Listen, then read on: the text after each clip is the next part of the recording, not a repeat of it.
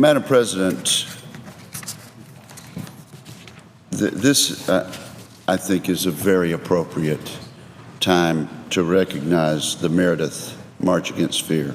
On June 5th, 1966, 4 years after becoming the first African-American student to enroll at the University of Mississippi, James Meredith began his historic Meredith March Against Fear.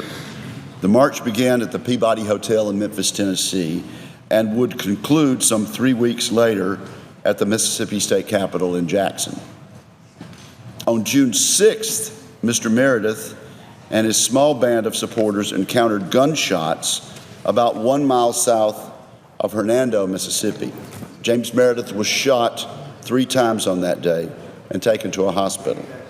Although he would recover, Meredith was unable to complete his march against fear, and the leadership was taken over by Dr. Martin Luther King Jr., Floyd McKissick, and Stokely Carmichael. By the time the march reached the city limits of Canton, the number of marchers had doubled to 250.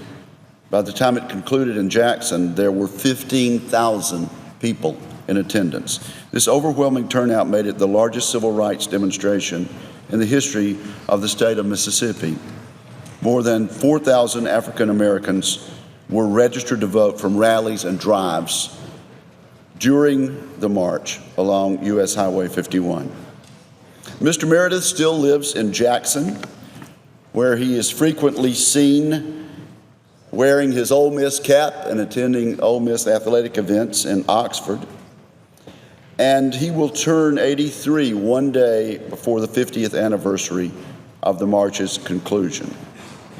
Today, the Senate recognizes the courageous leadership of James Meredith.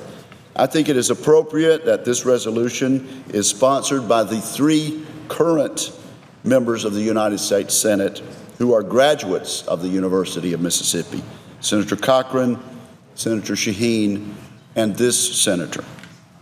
I commend the Senate on its recognition of this important individual and this significant milestone in the history of the civil rights movement. Thank you, Madam President.